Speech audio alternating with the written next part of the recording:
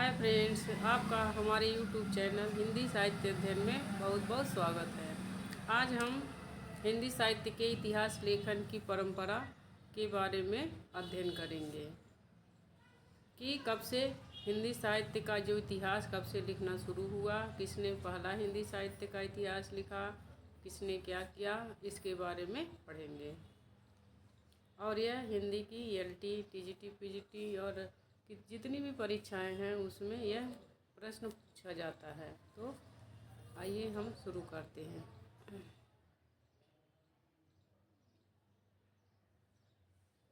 हिंदी साहित्य के इतिहास लेखन का सबसे पहला प्रयास फ्रेंच विद्वान गार्सा द तासी ने किया।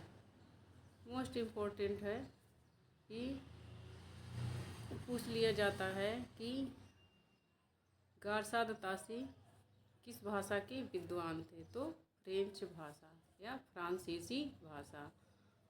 और यह भी पूछ लिया जाता है कि गार्सा द तासी ने जो अपना इतिहास लिखा हुआ किस भाषा में लिखा है, तो फ्रांसीसी भाषा। फ्रेंच विद्वान थे तो उन्होंने फ्रांसीसी भाषा में लिखा। और सबसे पहले हिंदी साहित्य का जो इतिहास है गार्सा द तासी ने लिखा।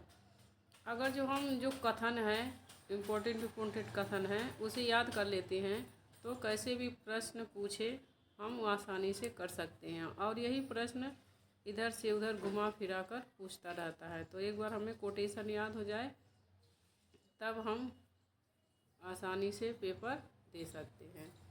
तो उनकी पुस्तक का नाम है इस्तवार de la littérature हिंदुस्तानी। आगे है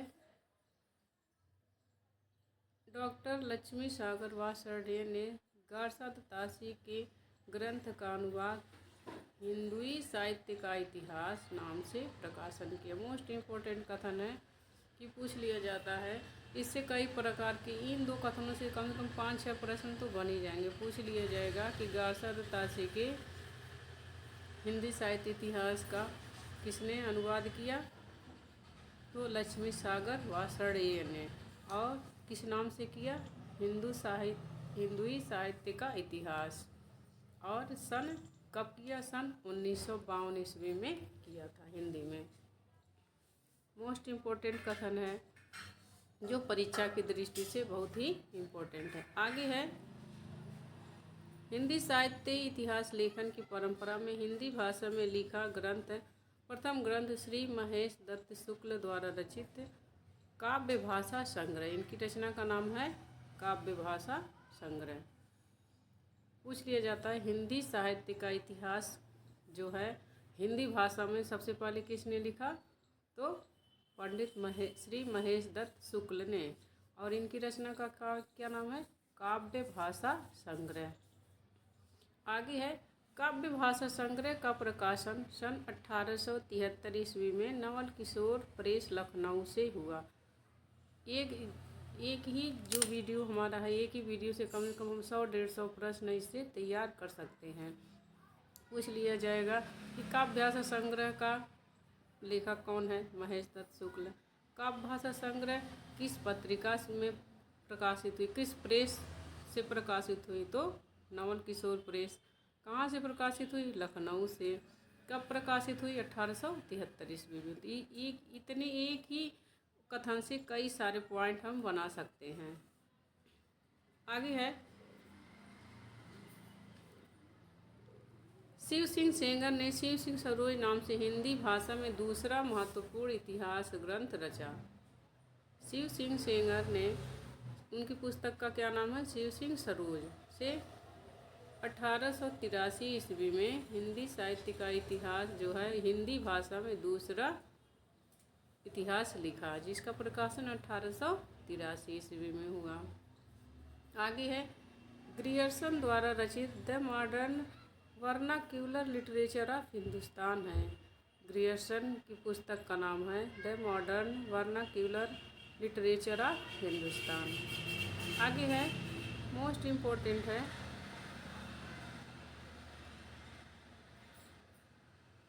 डॉक्टर किशोरी लाल गुप्त ने, most important, doctor Kishori Lal गुप्त ने the modern vernacular literature of Hindustan का हिंदी साहित्य का प्रथम इतिहास शीर्षक से प्रकाशित किया। यहाँ से यहाँ तक शीर्षक से हिंदी अनुवाद किया, जिसका प्रकाशन सन 1957 ईस्वी में हुआ। मोस्ट इम्पोर्टेंट कथन है इनके जॉर्ज ग्रियर्सन के इतिहास के बारे में पूछ लिया जाएगा कि जॉर्ज ग्रियर्सन की जो इतिहास है उसको किसने हिंदी में अनुवाद किया, तो डॉक्टर किशोरीलाल गुप्त ने। और डॉक्टर किशोरीलाल गुप्त की इतिहास की पुस्तक का क्या नाम है, हिंदी साहित्य का प्रथम इतिहास। उन्होंने सन 1957 ईस्वी में प्रकाशित किया। आगे है, जॉर्ज ग्रियर्सन ने प्रथम बार हिंदी साहित्य का भाषा की दृष्टि से क्षेत्र निर्धारण करते हुए संस्कृत, प्राकृत एवं अरबी फारसी मिश्रित उर्दू को उससे पृथक किया, अलग किया। यह कहा जाता है कि जॉर्ज ग्रियर्सन ने सबसे पहली बार हिंदी साहित्य का जो इतिहास है भाषा की दृष्टि से उसका क्षेत्र निर्धारण करते हुए संस्कृत को अलग, प्राकृत से अलग और अरबी फारसी को उर्दू मिश्रित से अलग किया। उर्दू फारसी मिश्री को अरबी फारसी मिश्रित उर्दू को उससे पृथक किया, माने हिंदी से अलग किया। आगे है, ग्रियर्सन ने पहली बार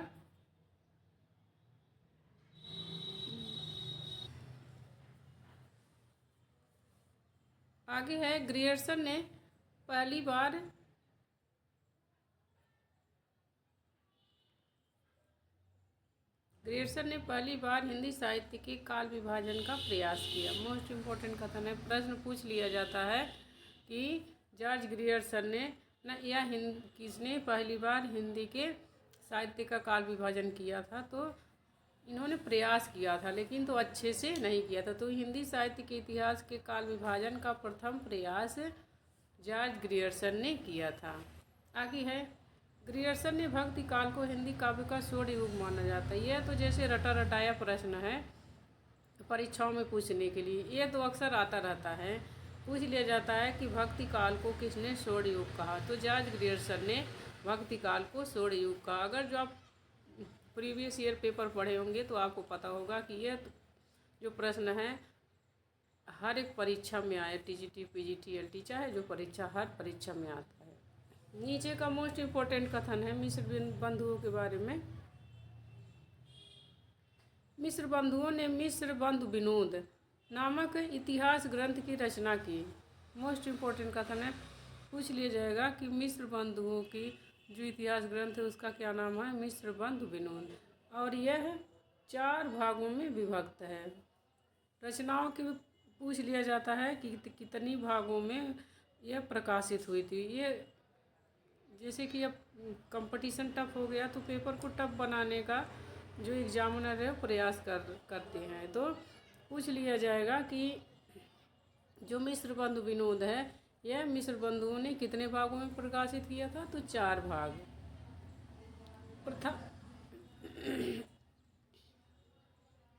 प्रथम 3 भाग का प्रकाशन 1913 ईस्वी तक हो चुका था। माने जो प्रथम 3 प्रकाशन था तो 1913 ईस्वी तक हो चुका था। उसके बाद चतुर्थ भाग का प्रकाशन 1934 ईस्वी में हुआ। यह नेट के पेपर में पूछा हुआ प्रश्न है कि मिस्र बंधु विनोद कितने भागों में प्रकाशित हुआ।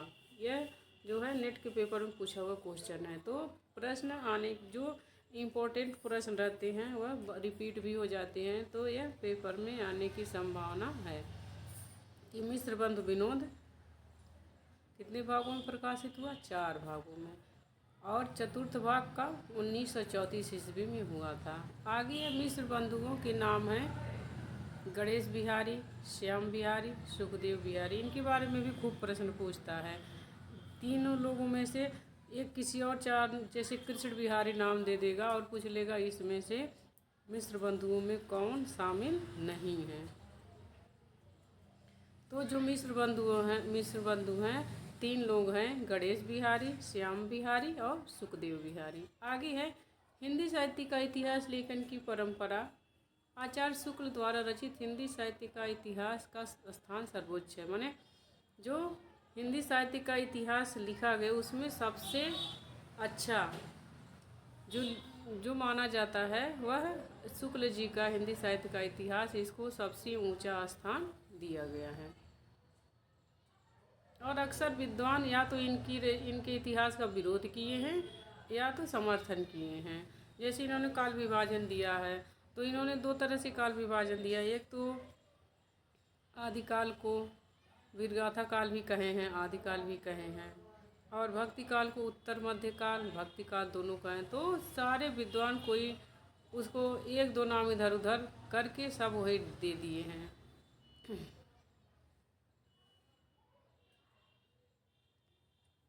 आगे है आचार्य शुक्ल द्वारा इतिहास। आचार्य शुक्ल का इतिहास मूलतः ये मोस्ट इम्पोर्टेंट, ये LT 2018 के पेपर में आया हुआ प्रश्न है। पूछा था कि हिंदी शब्द सागर की भूमिका में के रूप में हिंदी साहित्य के किस नाम से शुक्ल जी ने अपने इतिहास को प्रकाशित किया। तो कहाँ प्रकाशित हुआ था? नागरी प्रचारणी सभा द्वारा। ये भी प्रश्न बन सकता है। शब्द सागर की भूमिका के रूप में हिंदी साहित्य का विकास के नाम से सन 1929 ईस्वी में प्रकाशित हुआ। इनके शुक्ल जी का जो इतिहास का रचना काल है कब प्रकाशित हुआ है, तो मोस्ट इम्पोर्टेंट है, ये तो याद होना ही चाहिए। तो किस नाम से प्रकाशित हुआ था? हिंदी साहित्य का विकास के नाम से प्रकाशित हुआ था। कहाँ प्रकाशित हुआ था? नागरी प्रचारणी सभा द्वारा। और किसकी भूमिका में? हिंदी शब्द सागर की भूमिका के रूप में प्रकाशित हुआ था। आगे है आचार्य शुक्ल ने शिव सिंह सेंगर, जॉर्ज ग्रियर्सन तथा मिश्र बंधुओं के इतिहास को कविवृत्त संज्ञा से अभिहित किया है।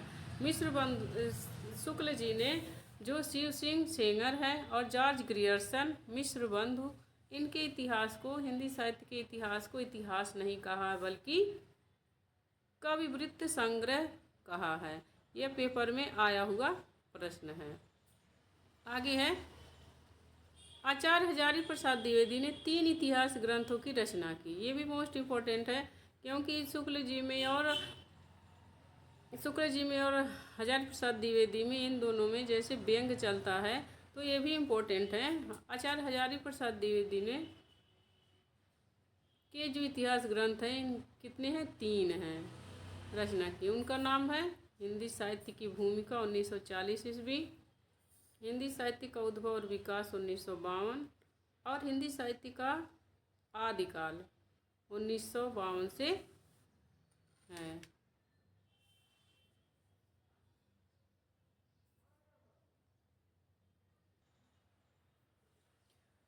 आचार्य प्रसाद द्विवेदी ने 3 इतिहास ग्रंथों की रचना की। एक तो हिंदी साहित्य की भूमिका 1940 ईस्वी में प्रकाशित हुई थी इनकी, और दूसरी हिंदी भाषा का उद्भव और विकास 1952 ईस्वी में, और हिंदी साहित्य का आदिकाल 1952 ईस्वी में प्रकाशित हुआ। आगे है हिंदी साहित्य इतिहास संबंधी प्रमुख ग्रंथकार और रचनाकार, माने जो प्रसिद्ध हिंदी साहित्य के इतिहास ग्रंथ हैं और उनके रचनाकार कौन हैं।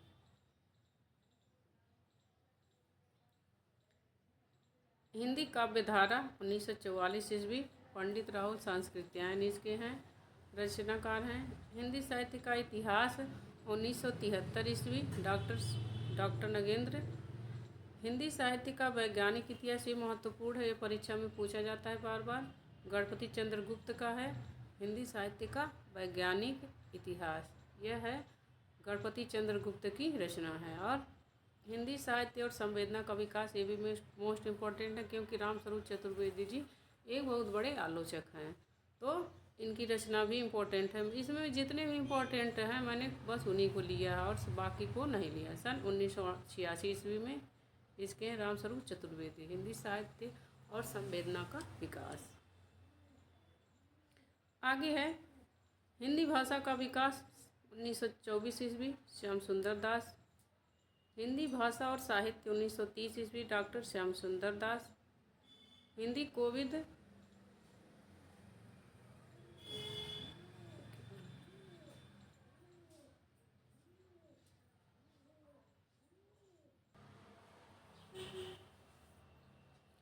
आगे शोभित रत्नमाला डॉक्टर श्याम सुंदर दास की रचना है।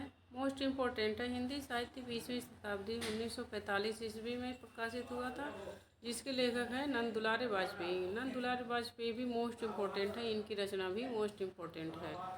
हिंदी साहित्य 20वीं शताब्दी 1945 ईस्वी, नंद दुलारे वाजपेयी। आगे है आधुनिक हिंदी साहित्य 1950 ईस्वी, नंद दुलारे वाजपेयी। कविता कौमुदी रामनरेश त्रिपाठी की रचना है। काव्य भाषा संग्रह 1873 महेश दत्त शुक्ल की, जो कि इम्पोर्टेंट ही है क्योंकि पहला हिंदी साहित्य का है इतिहास। हिंदी साहित्य का दूसरा इतिहास बच्चन सिंह, ये भी मोस्ट इम्पोर्टेंट है। हिंदी साहित्य का दूसरा इतिहास, इसके लेखक हैं बच्चन सिंह। नीचे का तो मोस्ट इम्पोर्टेंट है क्योंकि लेटेस्ट है, अभी जल्दी का है, 2003 का है। तो हिंदी साहित्य का आधा इतिहास सुमन राजे का है। आगे हिंदी साहित्य ओझल नई इतिहास 1913 नीरजम माधव। आगे है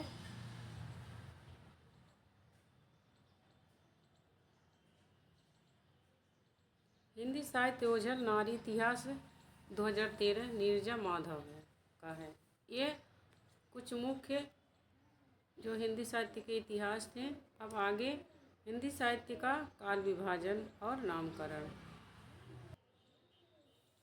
हिंदी साहित्य का इतिहास का काल विभाजन माने जो इतिहास है हिंदी साहित्य का कितने भागों में बांटा है और उसका क्या क्या नाम है। तो इसका पहला प्रश्न है कि जॉर्ज ग्रियर्सन ने सर्वप्रथम हिंदी साहित्य के आरंभिक काल को चारण काल कहा है। सबसे पहले ग्रियर्सन ने काल विभाजन का प्रयास किया और उन्होंने सबसे पहले आरंभिक काल को आदिकाल को चारण काल कहा। आगे है ग्रियर्सन ने अपने इतिहास में केवल प्रवृत्तिगत काल विभाजन किया, जो उस समय की प्रवृत्तियाँ थी। जैसे उन्होंने लिखा काल विभाजन में दिया है जैसी की पदपा, जैसी कि काल पे तुलसीदास के लोक मंगल की काम साधनावस्था, ऐसे सब नाम दिए हैं। जो उस समय की प्रवृत्तियाँ थी उनको कम से कम इन्होंने 16 भागों में बांटा है हिंदी साहित्य के इतिहास को। आगे है नामकरण आदिकाल, जो आदिकाल का नामकरण एवं प्रयोक्ता माने किसने क्या प्रयोग किए। मोस्ट इम्पोर्टेंट है यही से अगर जो एक ही टेबल याद कर लें तो हमारा एक क्वेश्चन यहीं से तैयार हो जाता है, क्योंकि इसी में से पूछा जाता है प्रश्न। आगे है ग्रियर्सन ने चारण काल कहा है आदिकाल को, मिश्र बंधु ने प्रारंभिक काल कहा है, महावीर प्रसाद द्विवेदी ने बीज वपन काल कहा है और वीर गाथा काल आचार्य रामचंद्र शुक्ल ने कहा है। आगे है सिद्ध सामंत काल राव संस्कृत्यायन ने कहा है, वीर काल आचार्य विश्वनाथ प्रसाद मिश्र ने कहा है, संधि काल एवं चारण काल राम कुमार वर्मा ने कहा है, आदिकाल हजारी प्रसाद द्विवेदी ने कहा है, आधार काल सुमन राजे। इतने सारे जो हैं वो आदिकाल के नाम हैं। तो इसी में से प्रश्न पूछता है, जितनी यही है इसी में से प्रश्न पूछ लेगा। बीज वपन काल किसने कहा, आदिकाल को सिद्ध सामंत काल किसने कहा। अगर जो आप प्रीवियस ईयर प्रश्न पढ़े होंगे तो बताने की ज़रूरत ही नहीं है। आगे है अब रीतिकाल के बारे में दे रहा है, रीतिकाल का नामकरण एवं उसके प्रयोक्ता।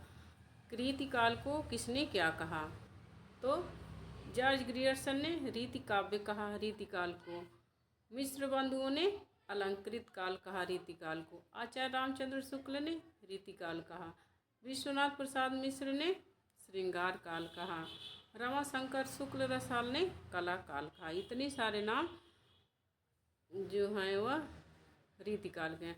आदिकाल और रीतिकाल इन्हीं के नामकरण में जो है वह समस्याएं थी। भक्ति काल के और आधुनिक काल के नाम में समस्याएं नहीं थी। इन्हीं दोनों को अलग अलग विद्वानों ने अपने मत के अनुसार अलग अलग नाम दिए हैं।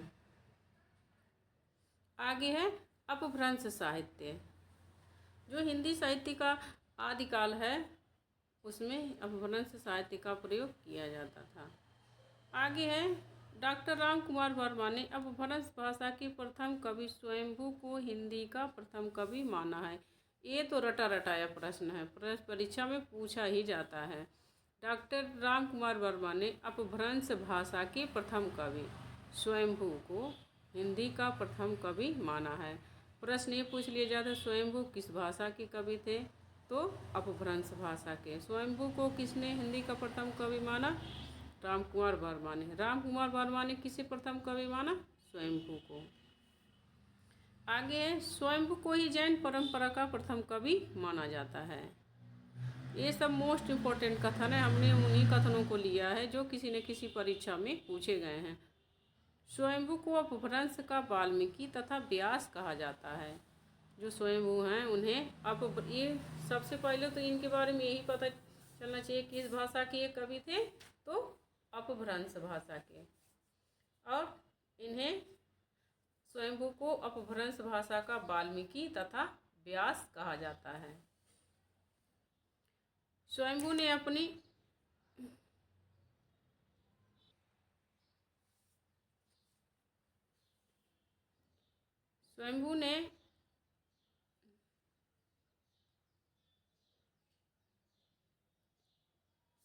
अपनी भाषा को देसी भाषा कहा है। स्वयंभू के जो रचना है उसका नाम है परम पौम चरियु, जो उनके पुत्र त्रिभुवन ने पूरा किया। इसमें राम कथा वर्णित है, मोस्ट इम्पोर्टेंट है। प्रश्न पूछ लेता है कि पौम चरियु में किसकी कथा वस्तु क्या है या किसके बारे में वर्णन किया गया, तो पौम चरियु में राम की कथा वर्णित है। और इसको किसने पूरा किया था? पौम चरियु को त्रिभुवन ने। और जैसे प्रश्न पूछ लेता है कि पृथ्वीराज रासो को किसने पूरा किया था, तो उनके पुत्र जलहर ने। तो वैसे इसके बारे में भी प्रश्न पूछ सकता है कि पौम चरियु को किसने पूरा किया था, तो उनके पुत्र त्रिभुवन ने पूरा किया था। आगे है पुष्पदंत को हिंदी का भवभूति कहा जाता है, मोस्ट इम्पोर्टेंट है। अपभ्रंश का वाल्मीकि किसे कहा जाता है? अपभ्रंश का वाल्मीकि कहा जाता है स्वयंभू को, और व्यास कहा जाता है। लेकिन पुष्पदंत को हिंदी का भवभूति, पुष्पदंत को हिंदी का भवभूति कहा जाता है। पुष्पदंत स्वयं को अभिमान, मेरु, काव्य रत्नाकर, कविकुल, तिलक आदि उपाधियों से विभूषित किया। ये मोस्ट इम्पोर्टेंट है। प्रश्न पूछ सकता है कि किस कवि ने अपने आप को स्वयं अभिमान, मेरु, काव्य रत्नाकर, कविकुल, तिलक आदि नामों से अभिहित किया, तो स्वयंभू। अपभ्रंश के तीसरे प्रमुख कवि धनपाल ने 10वीं शताब्दी में भविष्यत कहा की रचना की। इनकी रचना का नाम है भविष्यत कहा। भविष्य प्रश्न पूछ लेता है, आदिकाल से यही सब कुछ गिनी चुनी तो रचनाएं हैं, इन्हीं रचनाओं से बार बार प्रश्न पूछ लेता है। तो धनपाल ने जो धनपाल की रचना है वो कौन सी है? भविष्यत कहा। और कब इन्होंने लिखी है, इनका समय कब है, तो 10वीं शताब्दी। आगे है उपदेश रसायन रास उपदेश रसायन रास अपभ्रंश भाषा का प्रथम रास काव्य है।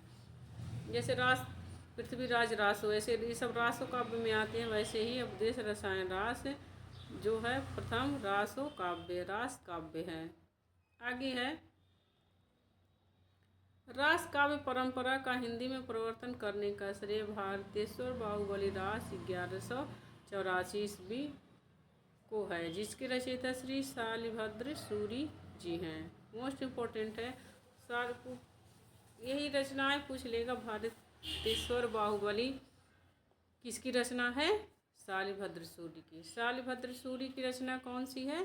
भारतेश्वर बाहुबली, जो 1184 ईस्वी में प्रकाशित हुए। आगे है देसी भाषा में किसी मुसलमान द्वारा लिखित प्रथम काव्य ग्रंथ अब्दुल रहमान द्वारा लिखित संदेश रासक है। देसी भाषा माने हिंदी भाषा में किसी मुसलमान द्वारा लिखा गया पहला जो काव्य ग्रंथ है वह अब्दुल रहमान कृत संदेश रासक है। इसमें विक्रमपुर की एक वियोगिनी के विरह की कथा वर्णित है, क्योंकि यह जो है संदेश रासा के क्या विरह काव्य है। तो इसमें किसकी कथा वर्णित है? विक्रमपुर की एक वियोगिनी की कथा वर्णित है।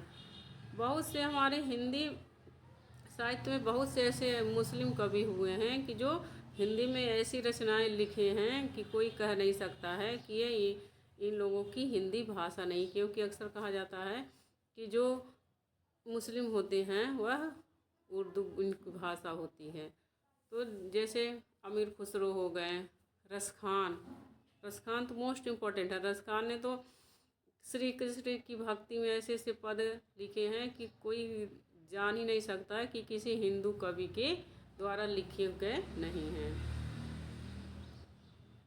तो अपभ्रंश के प्रमुख कवि और उनकी रचनाएं: नल्ह सिंह, विजयपाल रासो, सारंगधर, हमीर रासो।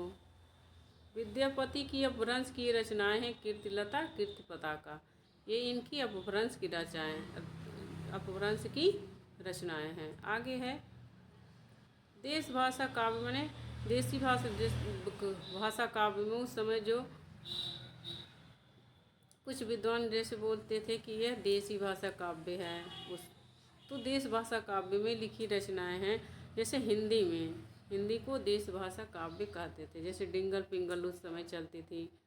तो दलपति विजय कुमार रासो, नरपति नाल बीसल देव रासो, मोस्ट इम्पोर्टेंट बीसल देव रासो। नरपति नाल किसकी रचना है? नरपति नाल की रचना कौन सी है? बीसल देव रासो। जगनिक, ये भी इम्पोर्टेंट है, परमाल रासो इनकी रचना है। ये इसे आला खंड के नाम से भी जानते हैं। Chandvardai most important, Prithviraj Raso. Kedar Bhatt, Jaychandra Prakash most important. Madhukar Bhatt, Jaymang Jas Chandrika. सोम प्रभु सूरी, कुमार परा प्रतिबोध, ये सब सारे इम्पोर्टेंट रचनाएं हैं। आगे है व्याकरण की कवि और रचनाएं।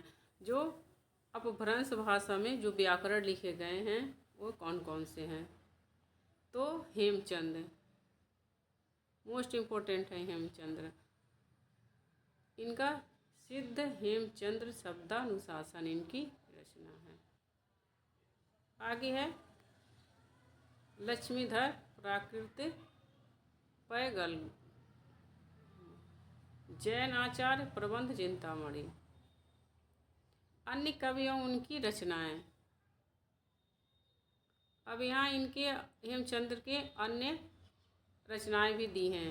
हेमचंद्र की अन्य रचनाएं कुमारपाल चरित्र, योग शास्त्र, प्राकृत व्याकरण, छंदोनुशासन, देसी नाममाला कोश, ये इतनी रचनाएं हेमचंद्र की हैं। सोम प्रभु सूरी, कुमारपाल प्रतिबोध। मोस्ट इम्पोर्टेंट ये कथन है, हेमचंद्र को प्राकृत का पाणिनि कहा जाता है। हेमचंद्र को क्या? प्राकृत भाषा का पाणिनि कहा जाता है।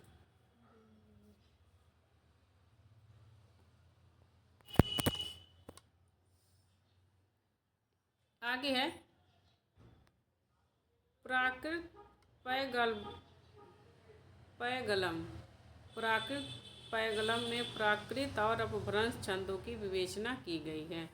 अब आगे है सिद्ध साहित्य। सरहप्पा को हिंदी का प्रथम कवि माना जाता है। सिद्ध साहित्य में जो सरहप्पा हैं उन्हें प्रथम सिद्ध कवि माना जाता है। इन्हें सरोज ब्रज, राहुल भद्र आदि नामों से जाना जाता है। वज्रयान का केंद्र सीरी पर्वत पर रहा है। आगे है सिद्धों की भाषा का नाम संध्या भाषा। मोस्ट इम्पोर्टेंट कथन पूछ लिया जाता है कि पूछे हुए प्रश्न है कि सिद्धों की भाषा का नाम क्या है? तो संध्या भाषा।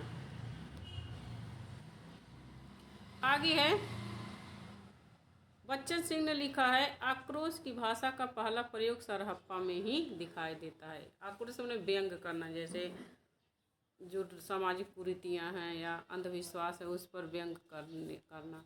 जो सिद्ध हैं ये लोग ईश्वर के मूर्ति पूजा का विरोध करते थे, सब विरोध करते। तो बच्चन सिंह ने लिखा है कि आक्रोश की भाषा का पहला प्रयोग सरहप्पा में ही दिखाई देता है।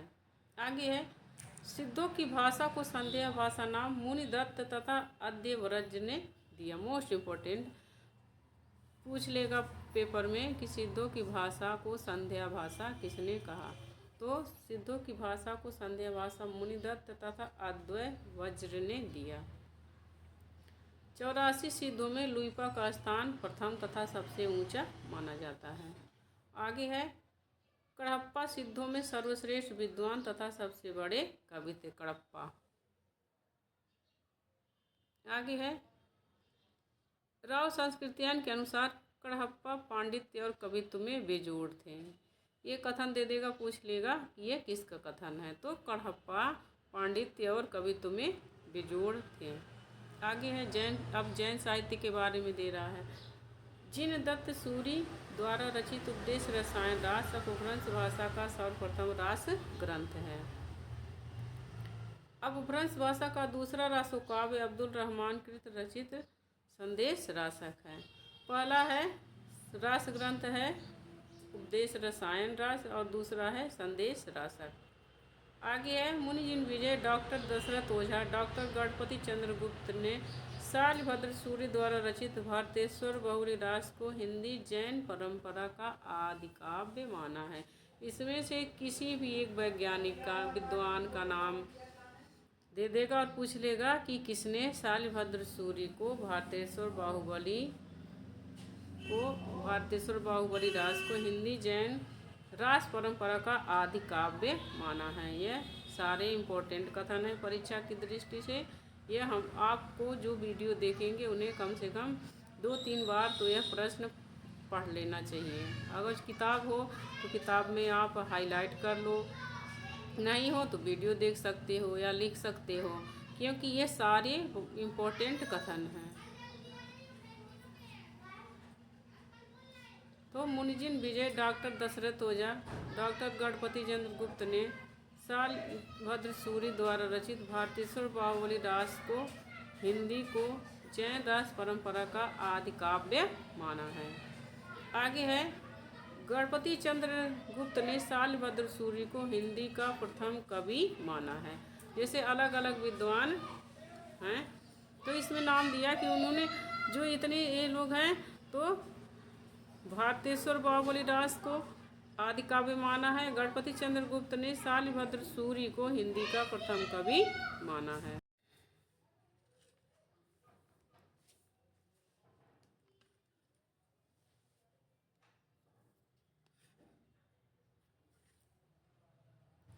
आगे है गणपति चंद्रगुप्त ने शालिभद्र सूर्य को हिंदी का प्रथम कवि माना है। आगे भारतेश्वर बाहुबली का संपादन मुनिजन विजय ने किया। प्रसिद्ध जैन आचार्य देवसेन कृत श्रवकाचार्य को डॉक्टर नगेंद्र ने हिंदी की प्रथम रचना माना है। जो डॉक्टर नगेंद्र हैं, डॉक्टर नगेंद्र ने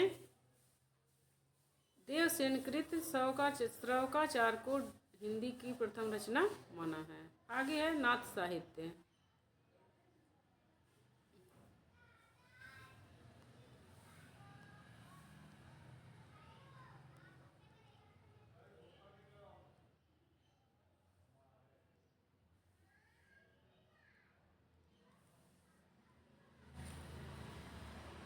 गोरखनाथ का नाथ पंथ बौद्धों की वज्रयान शाखा से निकला हुआ माना जाता है। प्रश्न पूछ लेगा कि गोरखनाथ जो नाथ संप्रदाय है वह किस धर्म से निकला है, तो बौद्ध धर्म से। और बौद्ध धर्म की किस शाखा से निकला है, तो वज्रयान से। आगे है गोरखनाथ ने पतंजलि के उच्च लक्ष्य ईश्वर प्राप्ति को लेकर हठ योग का प्रवर्तन किया। पतंजलि की योग साधना को लेकर के।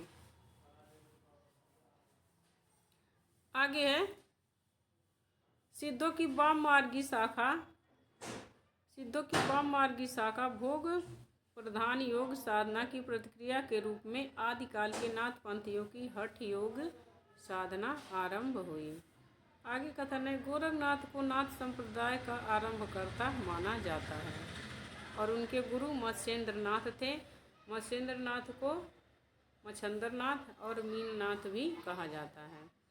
आगे मोस्ट इम्पोर्टेंट कथन है हजारी प्रसाद द्विवेदी का शंकराचार्य के बारे में कहते हैं कि शंकराचार्य के बाद इतना प्रभावशाली और इतना महिमा मण्डित भारतवर्ष में दूसरा नहीं हुआ। भारतवर्ष के कोने कोने में उनके अनुयायी आज भी पाए जाते हैं।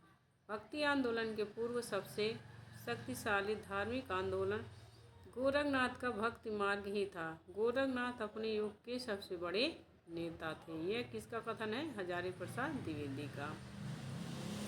आगे है पीतम्बर दत्त बर्थवाल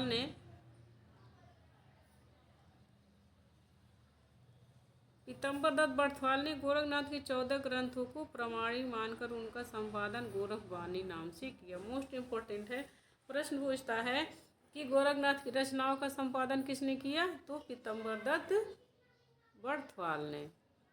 आगे है अब पृथ्वीराज रासो को प्रमाणिक और मानने वाले विद्वान, किसी ने अप्रमाणिक माना है, किसी ने अर्ध प्रमाणिक माना है, किसी ने प्रमाणिक माना है। तो पृथ्वीराज रासो को प्रमाणिक मानने वाले विद्वान हैं श्याम सुंदर दास, मिश्र बंधु, मोहनलाल विष्णुलाल पांड्या, कर्नल टाड, इतने लोग प्रमाणिक माने हैं। और अप्रमाणिक मानने वाले विद्वानों में शुक्ल जी हैं, देवी प्रसाद, कविराज श्यामल दास, गौरी शंकर, हीराचंद ओझा, गुलहर, मुरारी दान, इन लोगों ने अप्रमाणिक माना है। आगे है पृथ्वीराज रासो को उनके पुत्र जलहर ने पूरा किया। आगे है डॉक्टर बच्चन सिंह ने लिखा पृथ्वीराज रासो एक राजनीतिक महाकाव्य है। दूसरे शब्दों में राजनीति की महाकाव्यात्मक त्रासदी है। मोस्ट इम्पोर्टेंट है, बच्चन सिंह ने पृथ्वीराज रासो के बारे में लिखा कि ये क्या राजनीतिक महाकाव्य है और दूसरे शब्दों में राजनीति की महाकाव्यात्मक त्रासदी है।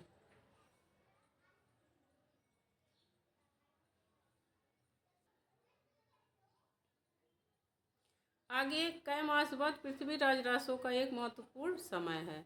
इस मोस्ट इम्पोर्टेंट कथन प्रश्न पूछता है कि कई मास बाद किस रचना का महत्वपूर्ण अंग है?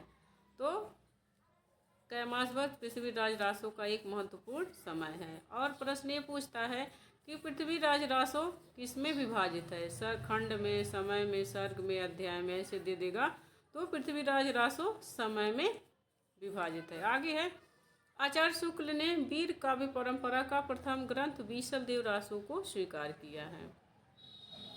शुक्ल जी बीसल देव रासो को वीर काव्य मानते हैं। आगे है विद्यापति के बारे में। विद्यापति तिरहुत के राजा शिव सिंह और कीर्ति सिंह के दरबारी कवि थे। ये प्रश्न पूछा हुआ है कि विद्यापति किस राजा के दरबारी कवि थे? शिव सिंह और कीर्ति सिंह के। बच्चन सिंह ने इन्हें जातीय कवि कहा है। सूर्यकांत त्रिपाठी निराला ने इनकी रचना जो पदावली है, पदावली को श्रृंगारी पदों की मादकता की नागिन की लहर कहा है। इनकी रचना कौन सी है? पदावली। पदावली रचना है किसकी? विद्यापति की। हजारी प्रसाद द्विवेदी ने विद्यापति को श्रृंगार रस के वाक सिद्ध कवि कहा है। मोस्ट इम्पोर्टेंट, सबसे मोस्ट इम्पोर्टेंट ये है विद्यापति शैव संप्रदाय के कवि थे। ये प्रश्न पूछा जाता है कि विद्यापति किस संप्रदाय के थे। आया हुआ प्रश्न है ये, तो शैव संप्रदाय के थे। ये भी आया हुआ प्रश्न है विद्यापति की कीर्ति लता किसमें है? किसका संवाद है? भृंगी का संवाद है। अमीर खुसरो खड़ी बोली के आदि कवि कहा जाते हैं। वहाँ कहा जाता है कि अमीर खुसरो ने ही खड़ी बोली की शुरुआत की। आगे है अमीर खुसरो का वास्तविक नाम अब्दुल हसन तथा निजामुद्दीन औलिया के शिष्य थे। इनका जो है वास्तविक नाम अब्दुल हसन है और यह निजामुद्दीन औलिया के शिष्य थे। अमीर खुसरो पहेलियों और मुकरियों के लिए प्रसिद्ध हैं। इनकी पहेलियों और मुकरियों में युक्ति व चित्र की प्रधानता है। आगे है हजारी प्रसाद द्विवेदी ने अब्दुल रहमान को हिंदी का प्रथम कवि माना। मोस्ट इम्पोर्टेंट, हजारी प्रसाद द्विवेदी ने अब्दुल रहमान को हिंदी का प्रथम कवि माना है। हजारी प्रसाद द्विवेदी ने आदिकाल को अत्यधिक विरोधी और व्याघातों का युग है कहा। आदिकाल को उन्होंने कहा है कि यह अत्यधिक व्याघातों और विरोधों का युग है। ये जितने भी कथन है अगर जो आप याद कर लेंगे तो मुझे लगता है कि आपको जो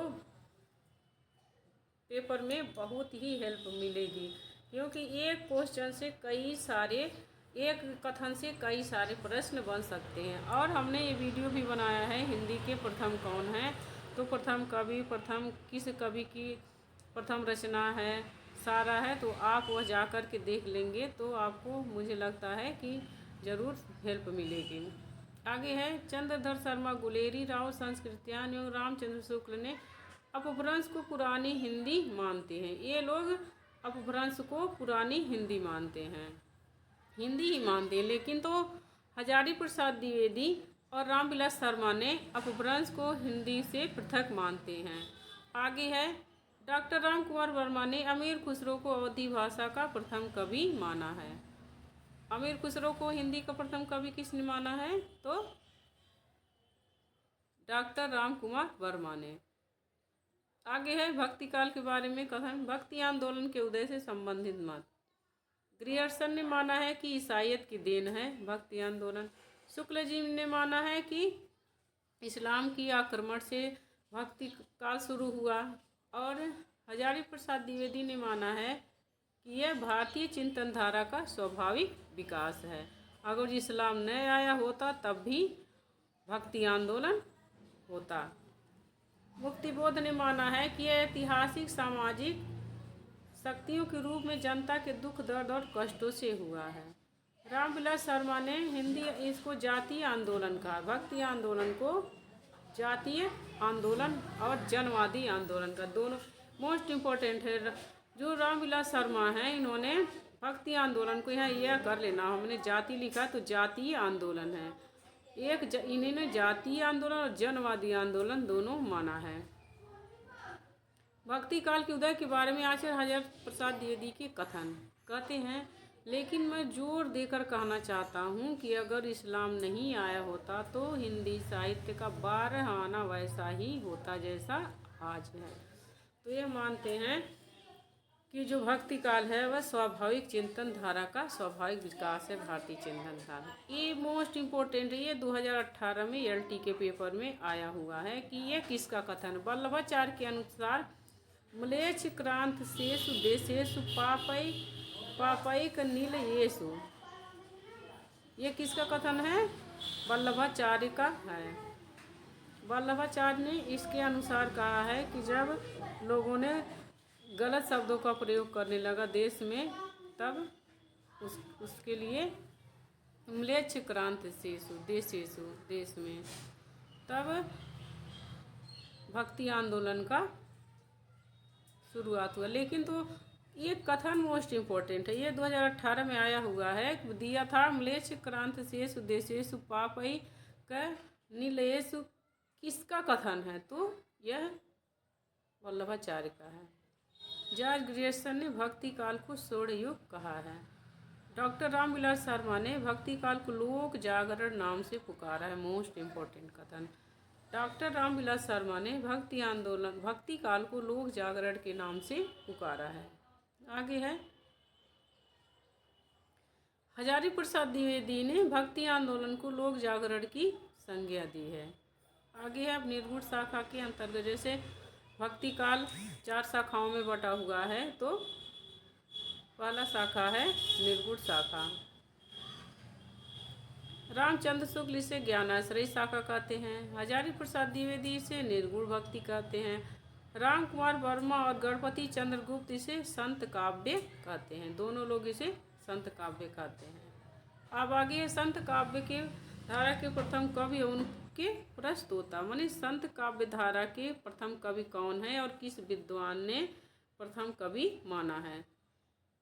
तो शुक्ल जी ने कबीरदास को प्रथम कवि माना है। हजारी प्रसाद द्विवेदी ने कबीरदास को निर्गुण शाखा का प्रथम कवि माना है।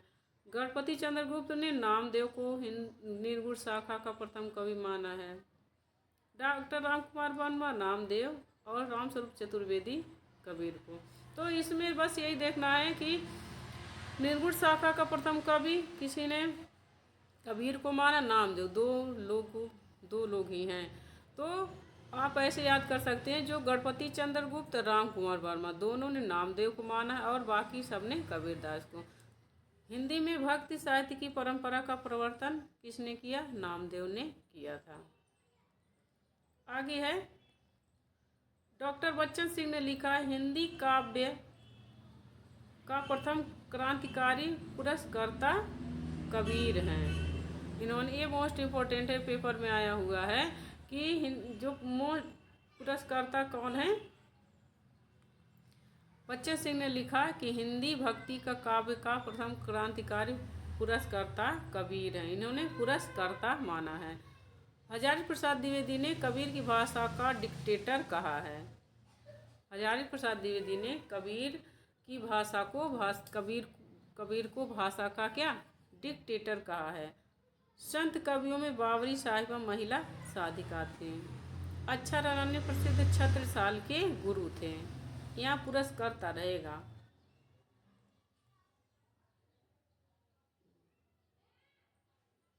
यहाँ आप पुरस्कर्ता कर लीजिएगा।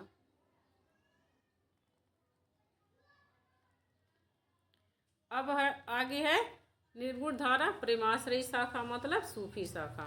सूफी प्रेमार्गी शाखा के प्रथम कवि नाम और कवि मानने वाले विद्वान गणपति चंद्र गुप्त ने असाइद को प्रथम कवि माना है। डॉक्टर राम कुमार वर्मा ने मुल्ला दाऊद को सूफी काव्यधारा का पहला कवि माना है।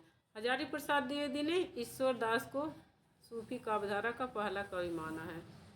और शुक्ल जी ने कुतुबन को सूफी काव्यधारा का पहला कवि माना है। सूफी कवि और उनका काव्य, असाइद की हंसावली, मुल्ला दाऊद की रचना है चंदावली, दामोदर कवि की है लखन सेन पद्मावती, ईश्वर दास की है सत्यवती कथा, जयसी की मोस्ट इम्पोर्टेंट है पद्मावत, मंजन की मधुमालती, कुशललाभ की माधवानंद काम कंदला, नंददास की रूपमंजरी, आलम की माधवानंद काम, 3 लोगों ने माधवानंद काम कंदला लिखा है। उस्मान की है चित्रावली, पुकर रस रतन, शेख नबी ज्ञानदीप, मोस्ट इम्पोर्टेंट है शेख नबी ज्ञानदीप। ये रचनाएं पेपर में पूछी जाती हैं कि किसकी रचना है। नरपति व्यास की नल दमयंती, कासिम शाह की हंस जवाहिर, नूर मोहम्मद इंद्रावती, अनुराग बांसुरी। ये मोस्ट इम्पोर्टेंट है। ये सब रचनाएं दे देते हैं। मैंने अक्सर देखा है जब टीजीटी पीजीटी के जो पेपर हैं प्रीवियस ईयर पेपर और रियल्टी के, तो उसमें रचनाएं ज़्यादा पूछा है। किसी भी कवि की किसकी रचनाएं हैं, किसकी रचनाएं, रचना ज़्यादा दिया इम्पोर्टेंट, तो ज़्यादा से ज़्यादा फोकस रचना याद करने पर करना चाहिए। जितनी ज़्यादा रचनाएं याद होंगी, सारी आदिकाल से लेकर आधुनिक काल तक की जितनी भी विधाओं की रचना है, नाटक, कहानी, उपन्यास, सारा अक्सर यही पूछा है। जो कथा वस्तु है बस कुछ थोड़ी बहुत कथा वस्तु पूछे हैं, नहीं तो अक्सर रचनाएं ही पूछे जाते हैं। रचनाएं, सन, प्रथम कवि, ये सब याद कर लेंगे तो आपको बहुत हेल्प मिलेगी। रचनाएं याद करना तो मोस्ट इम्पॉर्टेंट है टीजीटी पीजीटी में और रियल्टी में। लेकिन तो जो इसका जो डीएसएसबी है का, जो डीएसएसबी में दिल्ली वाले में टीजीटी पीजीटी वाले उसमें टफ पेपर बनता है, यूपी वाले में थोड़ा इजी बनता है। इसलिए परीक्षा की तैयारी हार्ड स्तर से करनी चाहिए। आगे है, आचार्य शुक्ल ने ईश्वर दास कृत सत्यवती कथा को भक्ति काल के किसी धारा में स्थान नहीं दिया है। मंजन कृत मधुमालती हिंदी का प्रथम प्रेमाख्यानक काव्य जिसमें बहुपत्नीवाद का सर्वथा अभाव है। माने बहुपत्नीवाद माने अनेक पत्नियां नहीं है, एक ही पत्नी है। जयसी द्वारा रचित महत्वपूर्ण ग्रंथ और उनके विषय मोस्ट इम्पोर्टेंट हैं। जयसी क्योंकि यह प्रसिद्ध कवि हैं। तो पद्मावत पहला इनका पद्मावत, इसमें नागमती और रतन सेन की, नागमती, पद्मावती और रतन सेन की प्रेम कहानी वर्णित है। आगे अखरावट, यह वर्णमाला की एक अक्षर को लेकर सिद्धांत संबंधित तत्वों चौपाइयों से भरी है। आखिरी कलाम में कयामत का वर्णन है तथा मुगल बादशाह बाबर की प्रशंसा है, मोस्ट इम्पोर्टेंट है। आगे है चित्ररेखा लघु प्रेमाख्यानक काव्य। कहरनामा आध्यात्मिक विवाह का वर्णन है, कहरवा शैली में लिखा है। मसलनामा ईश्वर भक्ति के प्रति निवेदन है।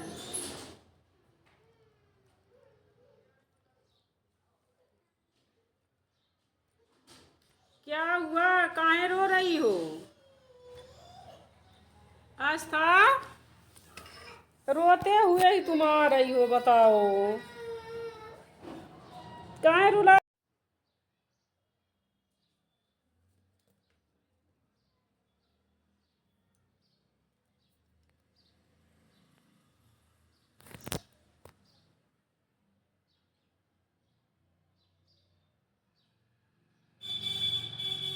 आगे है जायसी की रचनाओं के बारे में कि पद्मावत में नागमती, पद्मावती और रतन सेन की प्रेम कहानी वर्णित है। आगे अखरावट, इसमें वर्णमाला की एक एक अक्षर को लेकर सिद्धांत संबंधी तत्वों से भरी चौपाइयाँ हैं। आखिरी कलाम में कयामत का वर्णन तथा मुगल बादशाह बाबर की प्रशंसा की गई है। मोस्ट इम्पोर्टेंट है। चित्ररेखा लघु प्रेमाख्यानक है। कहरनामा में आध्यात्मिक विवाह का वर्णन और कहरवा शैली में लिखा गया है। मसलनामा में ईश्वर भक्ति के प्रति निवेदन है। कन्हावत भी इनकी रचना है। आगे है आचार्य शुक्ल के अनुसार पद्मावत की पूर्वार्ध जो कथा है वह कल्पित है और उत्तरार्ध ऐतिहासिक। जो लास्ट का है, अंतिम का है, तो उसमें अलाउद्दीन खिलजी आ गया है और आक्रमण होता है उसका। तो जो आगे का है, बाद का है, वह क्या है, वह ऐतिहासिक है और पहले का जो है काल्पनिक है। पद्मावत में प्रयुक्त चिन्ह, ये मोस्ट इम्पोर्टेंट है। यह तो पेपर में पूछ, ऐसा हो नहीं सकता है कि हिंदी की कोई परीक्षा हो और जायसी न पूछे जाएं, ये हो नहीं सकता। ये तो 100% सत्य है कि जायसी के किसी न किसी रचना से या जायसी से क्वेश्चन जरूर बनते हैं। तो इसका ये मोस्ट इम्पोर्टेंट है। ये पूछ लेता है, जैसे प्रतीक है पद्मावत में, रतन सेन किसका प्रतीक है? आत्मा का। सिंघल द्वीप किसका प्रतीक है? हृदय का। पद्मावती किसका प्रतीक है? परमात्मा का या सात्विक बुद्धि का। जो हीरामन तोता है किसका प्रतीक है? गुरु का। नागमती किसका प्रतीक है? दुनिया धंधा या सांसारिक बुद्धि का। राघव चेतन शैतान का। अलाउद्दीन माया का। ये सब जो हैं पद्मावत के प्रतीक चिन्ह हैं। इन सबको इसका ये प्रतीक है। आगे है विजय देव नारायण शाही ने पद्मावत के बारे में कहा है कि पद्मावत को हिंदी में अपने ढंग की अकेली ट्रेजिक कृति कहा है। पद्मावत को ट्रेजिक कृति कहा है किसने? विजय देव नारायण शाही। और पद्मावत का नागमती वियोग खंड हिंदी साहित्य की अनुपम निधि है। नूर मोहम्मद दिल्ली बादशाह मोहम्मद शाह के समकालीन थे। सूफी कवियों ने परमात्मा को स्त्री तथा आत्मा को पुरुष के रूप में स्वीकार किया, जबकि संत कवियों ने इसका विपरीत किया है। सूफी कवियों ने परमात्मा को स्त्री माना है और संत कवियों ने परमात्मा को पुरुष माना है या पति माना है। सूफी कवियों की प्रेम पद्धति में इश्क मजाजी, जिसको लौकिक प्रेम कहते हैं, और इश्क हकीकी तक पहुंचने की कोशिश है। इश्क हकीकी मतलब अलौकिक प्रेम, इश्क मजाजी मतलब लौकिक प्रेम। आगे है साधक की 4 अवस्थाएं हैं। शरीयत जो धर्म ग्रंथों का विधि निषेध, तरीकत हृदय की शुद्धता, हकीकत भक्ति उपासना से सद्विमुक्त, मार्फत सिद्धावस्था या आत्मा का मिलन। ये तरीयत है, यह रहेगा यहाँ पर।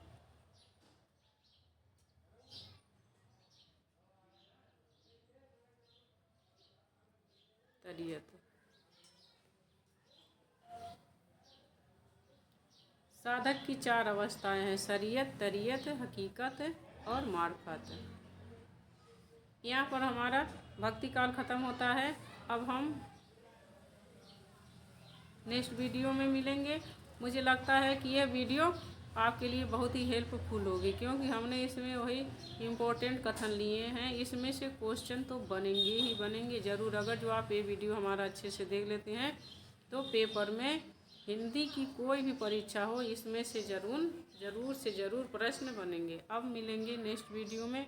अगर जो आपको हमारी ये वीडियो अच्छी लगे तो आप हमारे चैनल को सब्सक्राइब करिए, ताकि ऐसे ही वीडियो का नोटिफिकेशन आप तक पहुंचता रहे, क्योंकि मैं ऐसे ही अच्छे से अच्छे टॉपिक पर वीडियो बनाती रहती हूं, जिससे आपको इसका फ़ायदा होगा, लाभ उठाएंगे आप इससे। तो चैनल को सब्सक्राइब करिए। मिलते हैं नेक्स्ट वीडियो में। अगर कोई आप सुझाव देना चाहते हैं हमारे वीडियो से लेकर के, कोई कमी हो, तो आप हमें एक कमेंट करिए, हम उस कमी को दूर करने की कोशिश करेंगे। मिलते हैं नेक्स्ट वीडियो में, तब तक के लिए नमस्कार।